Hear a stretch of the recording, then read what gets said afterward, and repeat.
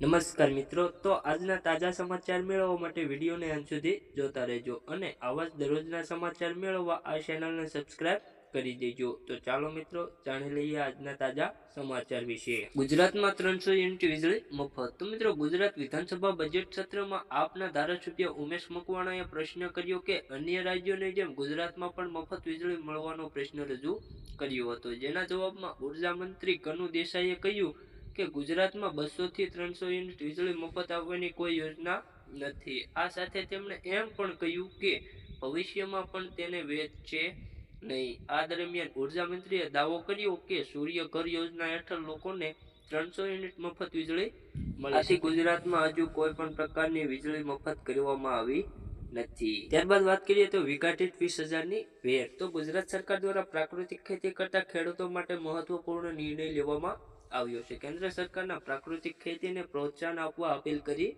હતી, ત્યારે ગુજરાત સરકારે પ્રાકૃતિક ખેતીને પ્રોત્સાહન આપવા સહાય યોજના અમલમાં મૂકી છે। રાજ્ય સરકાર દ્વારા અમલમાં મુકાયેલી નવી યોજનાની માહિતી આપતા કૃષિ મંત્રી રાઘવજી પટેલ જણાવ્યું હતું કે રાજ્યના દરેક નાગરિકને રાસાયણિક ખાતર તેમજ જંતુનાશક દવાનો ઉપયોગ કર્યા વિના ઉત્પાદિત કરેલા શાકભાજી પાકો સરળતાથી મળી રહે તે માટે શાકભાજી પાકોમાં પ્રાકૃતિક કૃષિને પ્રોત્સાહન આપવાની યોજના અમલમાં મૂકવામાં આવી છે।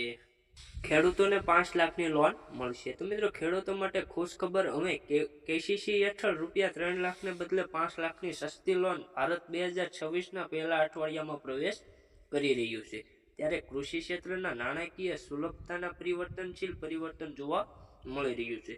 દેશના ખેડૂતો માટે મહત્વપૂર્ણ જીવનરેખા કિસાન ક્રેડિટ કાર્ડ યોજના કેન્દ્રીય બજેટ 2025-26માં રજૂ કરાયેલા ઐતિહાસિક વધારાઓને પગલે નવી ઊંચાઈએ પહોંચી છે। તો મિત્રો, ખેડૂતોને હવે 3 લાખની જે કેસીસી લોન મળતી તેને હવે વધારીને 5 લાખની કરી દેવામાં આવી છે। આથી ખેડૂતોને કોઈ પણ કામકાજમાં પૈસાની જરૂર પડતી હોય છે, આથી આ નવી ઊંચાઈએ પહોંચી શકે છે। દર મહિને મળશે 5,000। જો તમે નિવૃત્ત પછી એટલે કે 60 વર્ષ પછી દર મહિને માત્ર ₹210 જમા કરીને મહત્તમ ₹5,000 પ્રતિ માસ પેન્શન મેળવી શકો છો, અને આ યોજનાનું નામ છે અટલ પેન્શન યોજના। આમાં તમારે દર મહિને ખાતરીપૂર્વક પેન્શન આપવામાં આવે છે। અત્યારના નિયમો અનુસાર જો તમે મહિને 5,000નું પેન્શન મેળવવા માંગતા હોય તો દર મહિને ₹210નું રોકાણ કરવું પડશે, અથવા તો તમારે દર મહિને 1,000નું પેન્શન મેળવવા માંગતા હોય તો તમારે ₹42નું રોકાણ કરવું પડશે। તો મિત્રો, તમે નિવૃત્ત થઈ ગયા હોય એટલે કે 60 વર્ષ પછી પણ તમારે મહિને પેન્શન મેળવવું હોય તો ₹210 જમા કરીને તમે મેળવી શકો છો, અને ₹1,000નું પેન્શન મેળવવું હોય તો તમારે ₹42નું રોકાણ કરવું પડશે। ઈ કેવાયસીના નામે છેતરપિંડી મિત્રો એટલી હદે વધી ગઈ છે કે સત્ય અને પોતાનો ભેદ તમે જાણી શકતા નથી। હવે ફ્રોડ કરનાર નવી રીતો અપનાવી રહ્યા છે, જેમાં તમને ઈ કેવાયસીના નામે વોટ્સઅપમાં કે મેસેજ ટેક્સ્ટ દ્વારા મેસેજ મોકલવામાં આવે છે, અને તે કામ કરવા માટે એક એપ્લિકેશન પણ મોકલશે।